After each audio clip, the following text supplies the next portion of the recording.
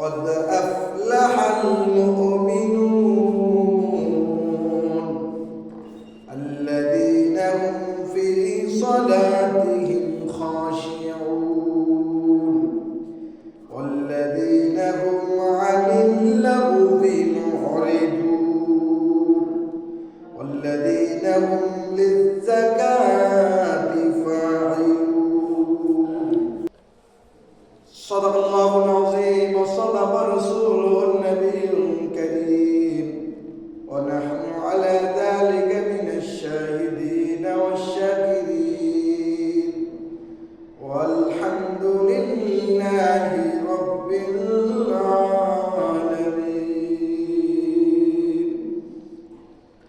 মা কাশিটা হচ্ছে মুমিনের মৃত্যু সম্পর্কে। কি সম্পর্কে?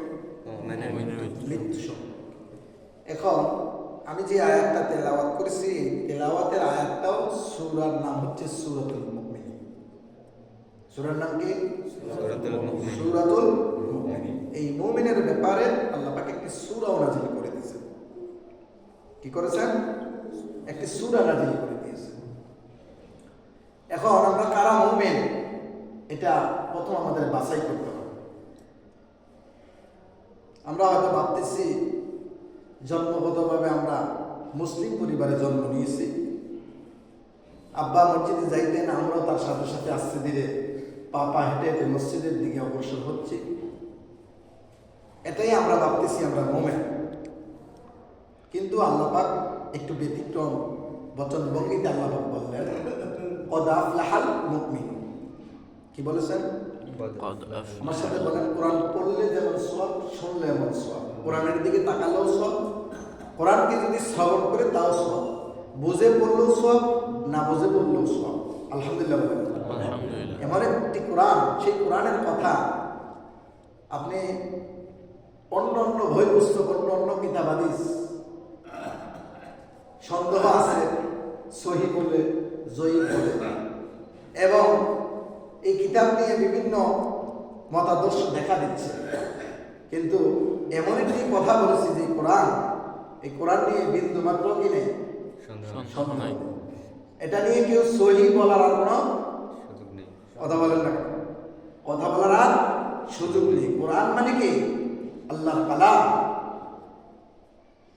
এই কোরআন আমার আপনার জন্য আল্লাহ পাক যে আলটিমেটাম দিলেন বা বিষয়বস্তুটাতে গভীরভাবে একটু চিন্তা করলে, ফিকির করলে বোঝা যাবে যে আমরা কি মুমিনের কাতারে আছি কিনা। আল্লাহ বললেন কদ আফলাহাল মুমিনুন আল্লাযীনা হুম ফি সালাতিহিম খাশিউন। অবশ্যই মুমিনরা সফল কাম হয়ে গেছে। আল্লাহ বললেন মুমিনরা কি হয়ে গেছে? সফল। কথা বলেন, মুমিনরা সফল কাম হয়ে গেছে। আল্লাহ রাব্বুল আলামিন বললেন অবশ্যই মুমিনরা সফল কাম হয়ে গেছে। কদ আফলাহাল মুমিনুন আল্লাযীনা হুম ফি সালাতিহিম খাশিউন। যারা নিজেদের সালাতে বিনয়ী বা নম্র। কারা? যারা নিজেদের সালাতে, যারা নিজেদের ইবাদত করার জন্য প্রতিদিন 5 ওয়াক্ত নামাজ পড়ার জন্য মসজিদে আসেন, এটার নামই তো সালাত। কি বলেন? এটার নামই সালাত। আল্লাহ বললেন ওই সমস্ত ব্যক্তিরা সফল কাম হয়ে গেছে। হবে এমনটা না, মুমিনরা সফলতা অর্জন করে ফেলেছে যদি তার মধ্যে ওই বৈশিষ্ট্যগুলো দেখা যায় যে ব্যক্তি নামাজের মধ্যে তার খুশু এবং খুজু থাকে। যদি বলি সুবহানাল্লাহ। খুশু এবং খুজু, অন্তরের মধ্যে আল্লাহর ভয়, গর্দানটা থাকবে বিনয়ী। আল্লাহু আকবার বলেন। আল্লাহু আকবার। গর্দানটা থাকবে তার বিনয়ী, আল্লাহর হুকুম যেভাবে আছে সেইভাবে সে মানবে। কিন্তু আমরা সালাতের মধ্যে আসার পরে আমাদের বিভিন্ন সমস্যা, যত সমস্যা দেখা দেয় আমাদের মসজিদে ঢোকার পরে, যতক্ষণ পর্যন্ত মসজিদে না ঢুকি ততক্ষণ পর্যন্ত আমাদের কোনো সমস্যা দেখা দেয় বলেন? দেখবেন অধিকাংশ নামাজি, অধিকাংশ মুসল্লি, অধিকাংশ মুসলমান মসজিদে ঢুকলে তাদের একটু পেরেশানি বা একটু কাজকর্ম তাদের বেড়ে যায়। আল্লাহ বলতেছেন ওই সমস্ত নামাজি, যেই নামাজির জন্য নামাজকে সে কি করতেছে? বিনয়ের সাথে, নম্রতার সাথে, শিষ্টাচারের সাথে, শালীনতার সাথে, আদর্শের সাথে সালাতকে সালাতের মতো গুরুত্ব দিয়ে আদায় করে। সুবহানাল্লাহ বলবেন না? এখন আপনি চিন্তা করেন, আপনি আপনার জায়গা থেকে, আমি আপনাকে আপনার জায়গা থেকে ছেড়ে দিলাম। আপনি একটু চিন্তা করেন, সালাতের মধ্যে যখন আমি আপনি প্রবেশ করি, সালাতে নামাজ যখন আল্লাহু আকবার বলে যখন হাত বাঁধি, হাত বাঁধার পরে আমরা কি করি? সুবহানাকা আল্লাহুম্মা ওয়া বিহামদিকা ওয়া তাবারাকা ইসমুকা ওয়া তাআলা জাদ্দুকা ওয়া লা ইলাহা গায়রুক। তারপরে পরে আউযু বিল্লাহি মিনাশ শাইতানির রাজিম। পরে কি না? সবাই তো হয়তো পড়তেছেন, বলতেছেন, জিজ্ঞাসা করলে তো দেখা গেছে ফার্স্ট ডিভিশনই অধিকাংশ লোক কি করবেন? ফেল করবেন। কত number? First division, number 1, 1 number স্থানে থেকে কি করবেন? ফেল করবেন। এই কথাই আল্লাহ পাক মুমিনদেরকে বলছে, তোমরা সফল কাম যারা নিজেদের নামাজের ব্যাপারে বিনয়ী বা নম্র এবং ভদ্র। সুবহানাল্লাহ বলবেন না? কিন্তু আমার নামাজ কিভাবে আমার শিষ্টাচারের সাথে হবে? আমার নামাজ কিভাবে আমার নম্রতার সাথে হবে? আমার নামাজ আমার কিভাবে ভদ্রতার সাথে হবে? আমি যে তাকবীর বাঁধলাম, তাকবীর বাঁধারটা নিয়মত আমাদের অনেক মুসল্লির জানা নেই, কিন্তু নিজেকে পাক্কা মুসলমান বলে দাবি করি, নিজেকে অনেক ইমানদার বলে দাবি করি। আল্লাহ বলতেছেন কদ আফলাহাল মুমিনুন। এই মুমিনুন সূরা মুমিনের মধ্যে আল্লাহ পাক মুমিনদের বৈশিষ্ট্য উঠায় ধরলেন, আল্লাযীনা হুম ফি সালাতিহিম খাশিউন। ওই সমস্ত লোকেরা সফল কাম, যেই সমস্ত লোকগুলা দেখবা সালাতের মধ্যে বিনয়ী বা নম্র। কিন্তু আপনি দেখেন ইমাম সাহেব যদি 2টা কেরাত বেশি নেয়, 2 আর 3 আর যদি কেরাত বেশি করেন, অনেক মুসল্লির ভিতর থেকে ওঠে যে হুজুর আমরা তো বয়স্ক মানুষ, বসলে উঠতে পারি না, উঠলে বসতে পারি না, রুকুতে গেলে ওযু চলে যায়, সিজদাতে গেলে ওযু চলে যায়।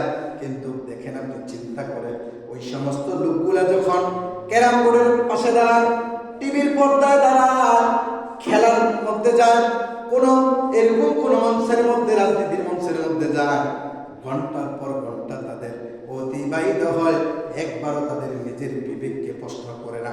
মসজিদে ঢোকার পরে এত পেরেশানি বেড়ে গেল, ওযু ছুটে গেল, নিজের প্রকাশ করলাম, নিজে সালাতটা একটু ছোট করে দেন হুজুর। আল্লাহ বলতেছেন ওই সমস্ত নামাজিরা সফল কাম যারা নিজেদের নামাজের ব্যাপারে নম্রতা, ভদ্রতা, নমনীয়তা যার ভিতরে আছে। কিন্তু অধিকাংশ মুসল্লিকে যদি প্রশ্ন করেন হুজুর নামাজটা খুব দ্রুত সময় পড়া দিবে, আমরা মনে হয় বলি না, কেহ আমরা মনে হয় এগুলা বলি না। 10 মিনিট যদি আজকে কেরাতটা ধরা হয়, 2 রাকাত নামাজে যদি একটা ইমাম সাহেব 5 মিনিট, 10 মিনিট কথা বলেন না, এটা আপনাকে আমি বোঝার জন্য বলতেছি। 10 মিনিট মাত্র, শুধুমাত্র যদি ইমাম সাহেব 10 মিনিট নামাজে দাঁড়ায় কেরাত তেলাওয়াত করে, বা রুকুটা যদি একটু বড় হয়, সেজদাটা যদি একটু বড় হয়, আমি যে কথাগুলো বলতেছি মুসল্লির মনের মধ্যে কোনো আপত্তি থাকে না,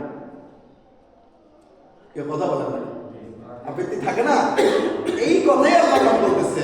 কিন্তু আমি বলতেছি, আমি নিজে মুসলমান দাবি করতেছি, আমি নিজের ইমানদার বলে দাবি করতেছি, কিন্তু ইমানের প্রথম পরিচয়টা হচ্ছে সালাতের মধ্যে যার নম্রতা থাকবে, যার শিষ্টাচার থাকবে, যার ভদ্রতা থাকবে, যার শালীনতা থাকবে, সেই হচ্ছে সফল কাম। আল্লাহ বলতেছে। কার কথা? কথা বলে কার কথা? এটা কোনো মুফাসসিরের কথা নয়, এটা কোনো মুহাদ্দিসের কথা নয়, এটা কোনো নবী এবং রাসূলের কথা নয়। এটা নবী এবং রাসূলকে যে সৃষ্টি করেছেন, মুহাদ্দিসকে যে আল্লাহ সৃষ্টি করেছেন, আসমান জমিন যে সৃষ্টি করেছেন, গ্রহ নক্ষত্র তারকারা যে সৃষ্টি করেছেন, সেই রবের হুকুম হচ্ছে আল্লাযীনা হুম আনিল লাহবি মুরিদুন। আল্লাহু আকবার বলে। ওই সমস্ত লোকেরা আপনি যদি তাদেরকে মুমিন বলেন, কিন্তু সালাতের মধ্যে যদি বিনয় না থাকে, সালাতের মধ্যে যদি খুশু এবং খুজু না থাকে, সালাতের মধ্যে যদি ওই ব্যক্তির মধ্যে আল্লাহর ভয় না আসে, তাহলে বুঝতে হবে দুনিয়ার কাজের মধ্যে যত সময় দেন, সালাতের মধ্যে তার চাইতে বেশি সময় যায় কিনা এটা আপনার খেয়াল করতে হবে। যদি নামাজের জন্য আমাদের মুসলমানদের অবস্থাটা এমন হয়ে গেছে, জুমার নামাজ 1:30 বাজে অনুষ্ঠিত হয়, সব মুসলমানের সন্তানেরা জানেন, কিন্তু 1:30টার পরেও অনেক মুসলমানের সন্তান ঘর থেকে ওযু করে পুষ্করিণীর ঘাটে আইসা উজু করে, কিন্তু 40-45 বেজে যায়, তারপরও মসজিদে ঢুকতে পারে না। এরকম সংখ্যা কম না বেশি? কথা বলেন না কেন? আপনি এরকম সংখ্যা কম না বেশি? আপনি যদি কম হয় তাহলে বুঝতে হবে বেশি সংখ্যা মুসলমান, আর যদি বেশি হয় তাহলে বুঝতে হবে কম সংখ্যা হচ্ছে মুসলমান। মুসলমান মানে কি? আপোষকারী। মুসলমান মানে স্যালেন্ডার করা। মুসলমান মানে নিজের অপরাধকে স্বীকার করা। অপরাধ হয়েছে, তার অপরাধকে স্বীকার করে নিজে আল্লাহর সামনে নিজেকে অপরাধী মনে করে গানটা বেরিয়ে হয়ে আল্লাহর সামনে রুজু হয়ে নিজের অপরাধের কথা বারবার বর্ণনা করা। কিন্তু দেখা গেছে আমাদের দেশে মুসলমানের সন্তান অপরাধের সাথে জড়িত হয়েছে। বাবা যখন ছেলেকে নিষেধ করছে, বাবার সন্তান কিন্তু বাবাকে হত্যা করছে ছেলে। এরকম চিত্র মনে হয় নতুন না পুরাতন? কথা বলেন না। এটা আপনি শুধু এই জামানায় না, আদমের সন্তান সর্বপ্রথম হাবিল এবং কাবিল। হাবিল এবং কি? কথা বলেন না। হাবিল এবং কাবিল থেকে হত্যা সংঘটিত হয়ে আসছে। এই হত্যা সূত্রপাতটা এটা কি মুসলমান যদি দাবি করত, তাহলে আল্লাহর যে হুকুম ছিল এই হুকুমটা তার মেনে নেওয়া উচিত ছিল। মেনে নিয়েছিল? কেউ কথা বলেন না। মেনে নিয়েছিল? কি বলেছিল? বাবা তুমি জানো না, আল্লাহ যেহেতু আমার সঙ্গে আমার বোনকে দিয়েছে, আমি আমার বোনকে বিয়ে করবো। এরপর আল্লাহ কুরবানির ব্যবস্থা করে দিলেন। কুরবানি দেওয়ার পরেও সে তার কুরবানি কবুল হয় নাই, এটাকেও সে মেনে নেয় নাই। বলেছে আমার কুরবানি যেহেতু কবুল হয় নাই, আমি তোমাকে হত্যা করবো, আমার 2 হাত তোমার দিকে হস্ত প্রসারিত করবো। নাউজুবিল্লাহ বলবেন না? তাইলে এখন আপনি বলেন, আজকের জামানার মুসলমানরা যেভাবে দাবি করেছে যে আমরা মুসলমান, কিন্তু ওই জামানায়ও আদমের সন্তান ওই দিন বলেছিল আমরা মুসলমান, কিন্তু মুসলমানের স্থান কোথায় বলেন? জান্নাতে। মুসলমানের স্থান কোথায়? জান্নাতে। এই কথা আল্লাহ বলেছেন, কদ আফলাহাল মুমিনুন। মুমিন হচ্ছে তারা। আপনার প্রথম বৈশিষ্ট্য হচ্ছে, মুমিনের কয়েকটা বৈশিষ্ট্য আপনার নোট করার দরকার। 1 নম্বরের গুণ হচ্ছে, মুমিন যদি অবস্থানে বুঝতে পারে, যে কোনো অবস্থায় থাকুক, সে যদি বুঝতে পারে যে আমারটা ভুল হয়েছে, তাহলে সে কি করবে? স্বীকার করবে। কথা বলেন, কি করবে? ভুল স্বীকার করবে। কেউ কথা বলেন না। ভুল স্বীকার করবে। হাদিস শরীফের মধ্যে এসেছে, তোমরা ঘরকে তোমরা কবর বানায় না। কি বানায় না? কবর। কথা বলেন না। কি বানায় না? সাহাবায়ে কেরাম জিজ্ঞাসা করলেন, ইয়া রাসূলুল্লাহ, ঘরটা আবার কিভাবে কবর হয়? আল্লাহর নবী বললেন, ও আমার সাহাবায়ে কেরামরা, তোমরা কি দেখো নাই গুরুস্থানে যাও নাই, কবরস্থানে যাও নাই? তোমাদের পূর্বপুরুষ সকলেই গুরুস্থানে আছে, যেখানে মানুষ আছে, কিন্তু আল্লাহর হুকুম মানার মতো কোনো শক্তি নাই, নামাজ নাই, রোজা নাই, জিকির আজকার নাই, তাসবিহ তাহলিল নাই, কোনো জবাব আসতেছে না, সেটাই হচ্ছে গুরুস্থান। আজকে বর্তমান প্রেক্ষাপটে মসজিদগুলো গুরুস্থানে পরিণত হয়ে যাচ্ছে। মসজিদের মধ্যেও আল্লাহু আকবারের সময় হলে আল্লাহু আকবার বলতে হবে, সুবহানাল্লাহর সময় হলে সুবহানাল্লাহ বলতে হবে। আমি যে বিনয়ী, আমি যে নম্র, আমি যে ভদ্র, এটা প্রকাশ করতে হবে সালাতের মাধ্যমে। কিসের মাধ্যমে? সালাতের মাধ্যমে। সর্বপ্রথম আল্লাহ বলে দিলেন, ওই সমস্ত লোকেরা সফলকাম যারা নিজেদের সালাতের প্রতি যত্নশীল, নিজেদের সালাতের প্রতি যত্নবান, নিজেরা নামাজের প্রতি বিনয়ী নম্র। আল্লাহু আকবার বলে। এখন আপনার আমার নামাজ কি বিনয়ী নম্রর সাথে হয়? কথা বুঝলেন না? তাহলে আমরা কি গোরস্থানে আছি? কোথায় আছি? জাগ্রত অবস্থা। কোথায় আছি? কেউ কথা বলেন না। কোথায় আছি? 3 দিন ব্যাপী মাহফিল হইল গতদিন, শেষ হইল রাত্রে আজকে সকালবেলা 10টা, প্রায় 10টা পর্যন্ত। আপনি চিন্তা করেন মাহফিলটা দিলেন কিসের জন্য? আপনি সকালবেলা যদি আপনার ধার না থাকে, কোরবানি ঈদের দিন সকালবেলায় গরু জবাই করার জন্য যে অস্ত্রগুলা, তাসকাল বলেন, ছুরি বলেন, এগুলার এর পূর্বে 2-1 দিন পূর্বে কি করা হয়? দাঁত দেওয়া হয়। এই দাঁতটা কি কোরবানি ঈদের দিনের জন্য করা হয় না?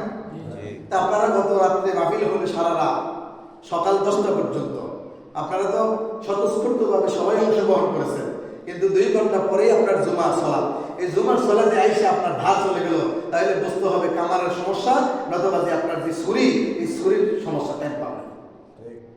যে অস্ত্র, এই অস্ত্রের মধ্যে যদি ধার না থাকে, বুঝতে হবে আপনার সেই অস্ত্র কি করতে হবে? টেম্পার দিতে হবে। টেম্পার দিয়ে কি দিয়া? কেউ লবণ পানি দিয়ে কি দিয়া? এই কথা বল না, কি দিয়ে দেয়? লবণ পানি দিয়ে টেম্পার দেয়। দা যদি ঘটে যায়, আপনি যদি বলেন যে আমার দাটা আমি কোবালের দাও বানাবো, আপনাকে দেখবেন এটা ভালো করে পোড়া দিয়ে কামার, লবণ পানির মধ্যে সুবা দিয়া সুন্দর করে ধার দিয়ে দেয়। দেখি না বলেন? কেউ দেখে না? আমরা যেহেতু জবাই চুরি করে নেই, আমরা বলি যে ভাই এটা জবাই চুরি, নত কি 10টা 20টা 30টা 40টা 50টা গরু সহ একটা ছুরি দিয়ে জবাই করা হয়।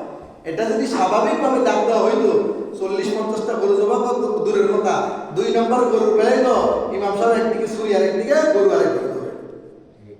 তাহলে আপনি যে 3 দিন মাহফিল শুনলেন, এই 3 দিনের মাহফিলের ফলটা আপনি বুঝতেছেন। কুরবানির 1 সপ্তাহ আগে দা, সেন, বড়ি, যা যে অস্ত্র আছে সেই অস্ত্র নিয়ে প্রস্তুত হন শুধুমাত্র পশুটাকে জবাই করার জন্য। নিজের যে পশু সেটাকে আজ পর্যন্ত জবাই করতে শিখলেন না, আজ পর্যন্ত ত্যাগ করা বোঝেন নাই, আজ পর্যন্ত নিজের জীবনটাকে বিসর্জন দেওয়া শিখেন নাই। তাহলে আমার আপনার যে মুসলমানের দাবি করি, সেই মুসলমানের ভিতরে কি আছে? ভেজাল। মুসলমানের ভিতরে কি আছে? ভেজাল আছে। এই ভেজাল মুসলমানের, আল্লাহ বলতেছে এই মুসলমানের কোনো দাম নাই। তাহলে আমি যে আল্লাহ যে বললেন আমার সালাতে কি হতে হবে? বিনয় হতে হবে। বিনয় মানে কি? একটা প্রশ্ন আসতে পারে না যে আমার বিনয়টা কি? আপনি যখন নামাজে দাঁড়াইছেন, আপনি চোখ বুঝে শুধুমাত্র মুখটা লাগতেছেন, কি পড়তেছেন এটাও জানেন না। তার কারণ হচ্ছে সূরা তো ছোটবেলায় শিখতে পারেন। আমাদের অধিকাংশ লোক, আল্লাহ মাফ করো, আমাদের বয়সে অনেক ছেলে মেয়ে আজ পর্যন্ত কোরআন শরীফ সহি করে তেলাওয়াত শিখতে পারে না। আপনি দেখেন সেই ছেলেটা ইংলিশে কথা বলতে পারে, ইংলিশে পত্রিকা পড়তে পারে, ইংলিশ পত্রিকা অনেকেই পড়ে, পড়ে কিনা? কিন্তু আপনি একটু ঘর হিসাব করে দেখেন, আপনার প্রতিটা সন্তান, প্রতিটা ঘরে কম বেশ সবাই এখন মোটামুটি কি অন্য লাইনে শিক্ষিত। কোরআনটা হাতে দেন, দেখবেন বলবে হুজুর পারি না, বুঝি না, আমরা আগের মানুষ। তাহলে আপনি আগের মানুষ হলেন, অন্য ভাষাগুলো শিখলেন, ইংলিশে বলতে পারেন, বাংলা ভালো বোঝেন, গ্রামাটিক্যাল ভালো বোঝেন, কিন্তু আরবি আপনি বোঝেন না। তার মানে এটা কি আপনার দোষ না আল্লাহর দোষ? আমার দোষ। কথা বোঝেন না? এটা কি আপনার ব্যর্থতা না আল্লাহর ব্যর্থতা? তাহলে আপনি মুমিন কিভাবে হলেন? আপনি যে আজও একটু চিন্তা করলেন না যে আমি যে সালাতে দাঁড়ালাম, সালাতে দাঁড়ায় আমি কি বলতেছি এটা এখন আমি একটু অনুভব করলাম না। সেজদাতে গিয়া আপনি চিন্তা করতেছেন আমার মোবাইলটা কই আছে কিনা। এরকম ঘটনা হয়েছে, সেজদাতে গেছে, পেছন দিক থেকে মোবাইল নিয়ে গেছে। তাহলে এরা কি নামাজি? কথা বলেন না, এরা কি নামাজি? তাহলে নামাজির ভিতরে চোর ঢুকছে। নামাজের ভিতরে কি ঢুকছে? চোর ঢুকছে। নামাজের ভিতরে চরিত্রহীন ঢুকছে। নামাজের ভিতরে শত্রু ঢুকে গেছে। নামাজের ভিতরে বদমাশ ঢুকে গেছে। নামাজের ভিতরে মিথ্যাবাদী ঢুকে গেছে। নামাজের ভিতরে সন্ত্রাস ঢুকে গেছে। তাহলে এই বেজাল মুসলমান থেকে আলাদা করা লাগবে আমার সঠিক মুসলমানগুলা, আর বাকিগুলো সবগুলো জাহান্নাম। কার কথা? কথা বলেন। সূরা মুমিন পড়বেন, তারপর যদি প্রশ্ন থাকে যে হুজুর আপনি এরকম কথা বললেন, আল্লাহ বলছে সেই কথা, সেই নামাজি করবে শুধুমাত্র যারা নামাজের ব্যাপারে কি বিনয়ী, নম্রতা, শিষ্টাচার, ভদ্রতা যার মধ্যে আছে। আর সেই নামাজের জন্য দুর্ভোগ ফাওয়াইলুল লিল কথা বলেন না, ফাওয়াইলুল লিল মুসাল্লিন আল্লাযীনা হুম আন সালাতিহিম সাহুন। ওই সমস্ত নামাজের জন্য দুর্ব, যারা নামাজের ব্যাপারে উদাসীন, গাফেল, একবেলা পড়লে আরেকবেলার খবর নাই, একবেলা পড়ে যায় পড়ছেন, আরেকবেলা পড়ার দরকার নেই। পরিবার তো লজ্জা করেন আপনার, যে আপনি আপনার পরিবার নিয়ে ভর করেন, আপনার পরিবার তো জিজ্ঞাসা করে না তোমাকে এত বলা বলে হুজুরে, তোমার একটু কি লজ্জা হয় না মসজিদে যাও না? পরিবারকে বলে বলেন পরিবার কি বলছে? পরিবার বলে না, কারণ পরিবার ভাবতেছে পরিবার আপনার দাস, পরিবার আপনার গোলাম। যদি পরিবার ভাবতো আমার একটা স্বাধীনতা আছে, আমি একটা ব্যক্তি হিসাবে আমি নারী হই, আমার সততা আছে, আমার আদর্শ আছে, আমি বেনামাজি স্বামী নিয়ে কেন ঘর করবো, এই কথা যদি আজকে থেকে নারী সমাজ যদি চেতনা নেয়, কয়জনে ঘরে টিকবেন বলেন? এই কথা বলেন না, কতজন টিকবেন? কিন্তু নিজে মুসলমান দাবি করেন, নিজে কবি বান্দারি দাবি করেন। এটা বিনয় প্রকাশ করতে হবে সালাতের মাধ্যমে। এটা আপনি যে মুসলমান, এটার এক নম্বর নিদর্শন হচ্ছে আপনার সালাত দিয়ে আপনি প্রমাণ করবেন আমি একজন মুসলমান। কেউ বলো বা না বলো, কেউ জানো বা না জানো, আমার সালাত আমাকে বলে দেবে আমি একজন মুসলমান। কিন্তু ওই সমস্ত নামাজের জন্য দুর্বল, ফাওয়াইলুল লিল মুসাল্লিন, ওই সমস্ত নামাজি তারা যারা সপ্তাহে একদিন মসজিদ আসে। ঈদের দিন দেখবেন ভালো জামা কাপড় পরে মসজিদের ফার্স্ট ক্লাস কাতারে, এক নাম্বার কাতারে। কিন্তু এই দিকে যদি আলোচনা করতেন যান, দেখবেন সমাজ মোটামুটি ভেঙে খান খান হয়ে যাবে। আমার বাবা বলে তাদের সাথে কুরবানি দিতে হবে। আমি জিজ্ঞাসা করলাম, বাবা তাদের সাথে কুরবানি দিতে হবে কেন? ওই সমাজ বলতে একটা শব্দ আছে। সমাজ বলতে কি আছে? শব্দ আছে। সমাজ বলতে কি শব্দ? বেনামাজির সাথে আপনি কুরবানি দেবেন, আপনার কুরবানি হবে? সুদখোরের সাথে আপনি কুরবানি দেবেন, কুরবানি হবে? ঘুষখোরের সাথে আপনি আত্মীয় করবেন, আত্মীয় হবে না? তাহলে এর চেয়ে ভালো ছিল আপনি হিন্দু বাড়ির একজনের সাথে আত্মীয় করেন। এর চেয়ে ভালো ছিল একজন আপনি কাফের মুশরিকের সাথে আত্মীয় করেন। কিন্তু আমরা নামদারি মুসলমান। পরিবার একদিন বলে না, আফসোস করে না, স্বামী মারা গেছে পরিবার দাঁড়িয়ে আছে, স্ত্রী মারা গেছে স্বামী দাঁড়িয়ে আছে, কিন্তু নামাজ তার কোনো কিছুর খবর নাই। একদিন এই কথা বলেও না, কিন্তু দেখা গেছে আপনি সব কিছু নিয়ে আন্দোলন হয়, নামাজ নিয়ে কোনো সংসার আন্দোলন হয় না। টাকা বেশি কামাই করতে হবে, স্ত্রী স্বামীকে নির্দেশ দেয়, তোমার ভাই 40,000 টাকা মাসে বেতন পা, নিজে একা গরু কুরবানি দেয়, তুমিও দিতে হবে, এটা নির্দেশ আসে। কিন্তু এই কথা বলে না যে আমার গরু কুরবানির প্রয়োজন নাই, বছরে একটা কুরবানি, বছরে কয়বার কুরবানি, আর প্রতিদিন 5 ওয়াক্ত নামাজের মধ্যে আপনার যে ইমানদারের যে পরিচয়টা, মুমিনের যে খাতারটা, এটা আপনি প্রতিদিন 5 বার আল্লাহর সামনে দাঁড়ায় আপনার মনকে আপনি কুরবানি দিচ্ছেন যে রব তোমার সব প্রশংসা আমি তোমার জন্য করবো, পৃথিবীর যা কিছু হোক আর না হোক, আমাকে কেউ কিছু বলো আর না বলো, আমি তোমার সামনে বিনয়ী হয়ে দাঁড়িয়ে গেলাম, তুমি আমার জীবনের সব গুনাহ মাফ করে দাও। আমরা কি এটা করি? কথা বলেন না, করি? এই খাসালাতটা কোন দিন পরিবর্তন হবে? 3টা দিন মাহফিল চললো, মসজিদের উপরে আপনার মাইক চললো, সারা রাত ঘুমাতে পারলাম না, সকালবেলায় মুসল্লির ধান নাই। তাহলে যে অস্ত্রটা বানাইছেন সেই অস্ত্রটা উপযুক্ত হয়নি এখন। আপনি যে মানুষ, আপনার যে মানুষত্ব এখন আপনার জাগ্রত হয়নি। যদি জাগ্রত হতো আপনি চিন্তা করতেন আমি সালাত আদায় না করে কিভাবে ঘরে গিয়ে ঘুমাই, আমার পরিবার আমাকে শাসাইতো, আমার ছোট বাচ্চারাও বলতো বাবা তুমি নামাজ পড়ছো কিনা। কিন্তু আমার বাচ্চা এখানে বলে, কথা বলেন না, বলে, তাহলে আপনি প্রতিদিনই মুসলমান দাবি করতেছেন। এই দাবিটা সত্যিকার আপনি একটু চিন্তা করেন, কয় নম্বর দাবি আছে? আমি যদি এখানে একটা নিমফিলিট লাগাই যে আমি এই দেশের ছাত্রলীগের সভাপতি, মানবো কেউ? কথা বলেন, বিএনপির সভাপতি মানবো কেউ? জামাত পাওয়া লাগবে না। আপনারা আইডিয়া করতেছেন যে এটা হয়তো জামাত হতে পারে। কারণটা আমি বলে দিই, মুমিনের বৈশিষ্ট্য দেখলেই বোঝা যায় এটা মুমিন। কারণ তার সালাতের মধ্যে কি আছে? বিনয় আছে। অন্যায় করলে সে নিজে আপোষ করে, ভাই আমার ভুল হয়েছে। গত সপ্তাহে আমার এক চাচাতো ভাই আমার প্রশ্ন করছে, ভাই আমরা কয়েকদিনে পড়ছি রাত্রে, তা আমি একটা কথা বলছি, ভাই তোমরা যদি নিজেদের ঐক্যটা বন্ধ করে দিয়ে একটু চিন্তা করো, নিজের মস্তিষ্ককে খাটাও, আমি মুমিন, তাহলে তোমাদের সামনে কথার জবাব দেওয়া যাবে। কয় ভাই ঠিক আছে বলে। আমি বললাম যে তোমরা যে তার কাছে ডাব খাইছো, কয় ভাই খাইছি, কয় মাপসারা সম্ভব না। আমি বলছি এখনো তুমি মুমিন হও নাই। কারণ তুমি যদি তোমার নিজের বরত্ব ধরে রাখো, তুমি অপরাধ থেকে মুক্তি পাবা।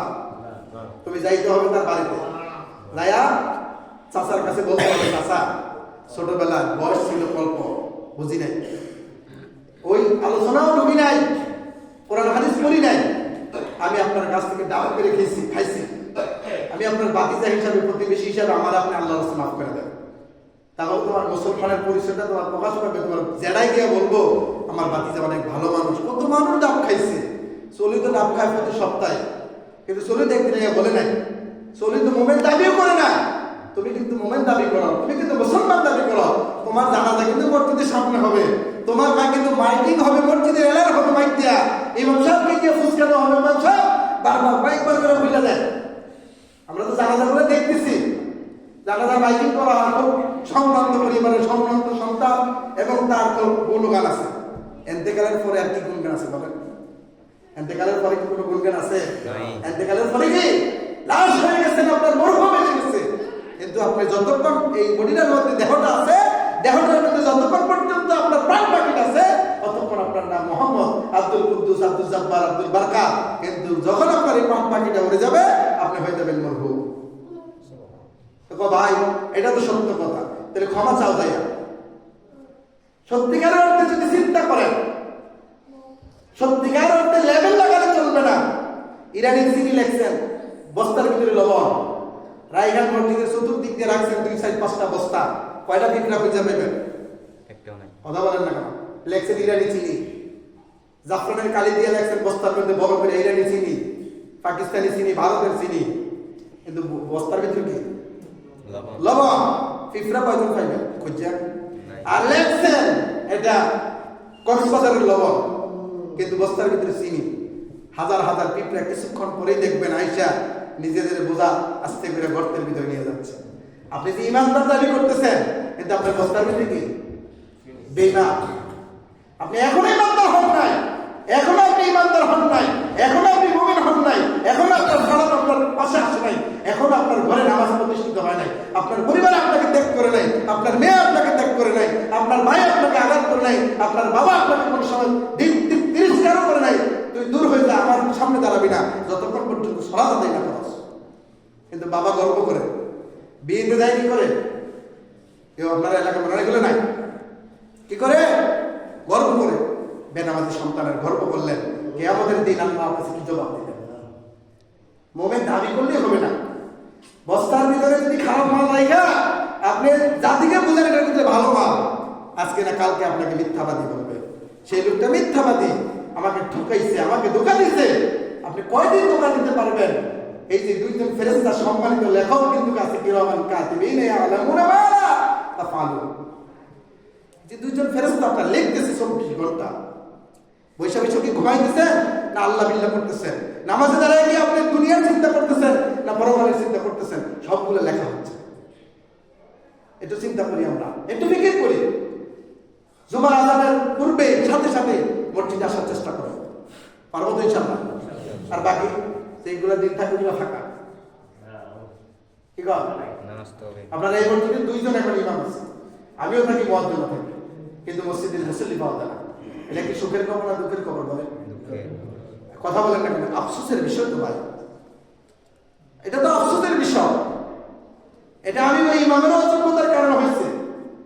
ওই যে এক ইমাম ছিল, 2-3-4 দিন নাই, মুসল্লিরা বলতে না গেলেও তো চলে, এখন পর্যন্ত এটা রয়ে গেছে, এটা থেকে বের হয়ে আসে। এই মসজিদের কারণে আপনারা অনেক সম্মানিত হয়েছে, এই মসজিদের কারণে আপনার অনেক দামি হয়েছে, এই মসজিদের কারণে আপনার সাথে মুসলমান বাড়ির আত্মীয় করার চেষ্টা করে।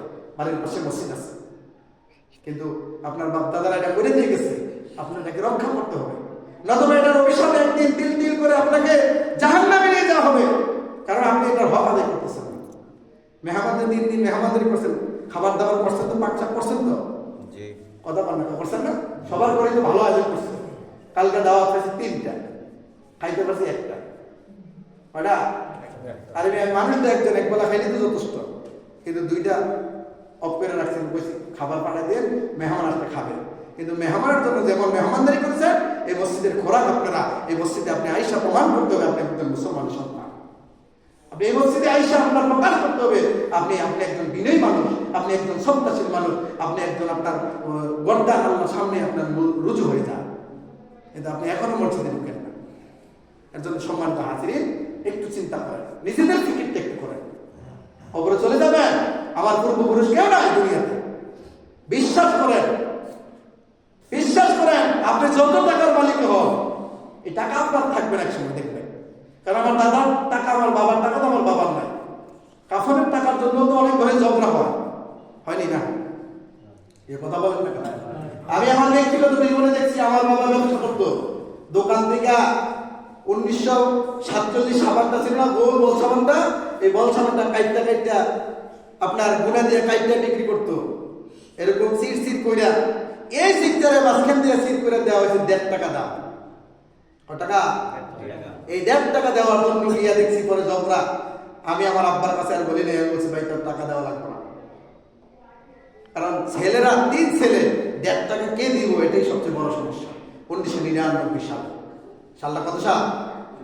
কথা বল না করে, কত সাল? 99 সালের কথা বললাম, মাত্র 25 বছর আগের কথা, 26 বছর আগের কথা। কিন্তু বাবা কি 1.5 টাকার পুঁজিও তার পেছনে ইনভেস্ট করে নাই? কেউ কথা বলেন না। এর মিয়া গুয়ের যে টাকাগুলো ফালাইছে, আপনি একটু হিসাব করে দেখেন কত দেন আপনার জন্য, 2 আপনার মা, আপনার বাবা। কিন্তু সন্তান এই 1.5 টাকার সাবানের জন্য ঝগড়া লাগছে। আমি বলছি ভাই তোমাদের আর টাকা দেওয়া লাগবে। আমার আব্বা কিন্তু শুনলে আমার মারতো, তুই 1.5 টাকা সাবান দিছ, তুই টাকা দিবি। 1.5 টাকা তো দাম ছিল। আরে ভাই, এটা তো দাম ছিল। তো কেমন সন্তান আপনার বলেন? আপনার মৃত্যুর পরে গোসল করাইছে সেই সাবান, সেই সাবানের জন্য কি হয়? ঝগড়া হয়। তাহলে বুঝতে হবে এই দুনিয়াটা আপনার না, এই পৃথিবীটা আপনার না। আপনারা হয়তো হাসতেছেন, মজা করতেছেন, মজা না। অনেক জানাজা আটকাইছে লোক, অনেক জানাজা লোক আটকাইছে। ছেলে শুনে টাকা আছে, বাবার জানাজা অ্যাটাক, বাবার জানাজা অ্যাটাক করছে সন্ত্রাস বাহিনীরা। সুৎখোররা যদি সামনে দাঁড়ায় যদি টাকা পায় কথা বলতে পারে, তাহলে সন্ত্রাসের চেয়ে আরো বড় সন্ত্রাস না তারা? একটু বিনয়ী হন, একটু নম্র হন, ভদ্র হন। সালাতে আপনাকে জান্নাত পর্যন্ত পৌঁছায় দিবে। আপনার সফল কাম আপনি ওই দিন, যেদিন আপনি আপনার নামাজকে প্রকাশ করতে পারবেন আমি একজন মুসলমান।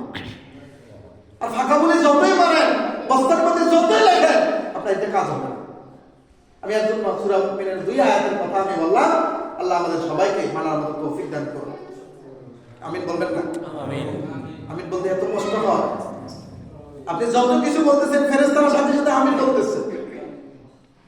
আল্লাহ আমাদের বাকি জিন্দেগি সুন্দরভাবে নিজের জীবনটাকে গঠন করার মতো তৌফিক দান করুন। সকলে বলে আমিন। আলহামদুলিল্লাহ ওয়া আলাইকুম আলাইকুম। আগামী সপ্তাহ থেকে ইনশাআল্লাহ 1.5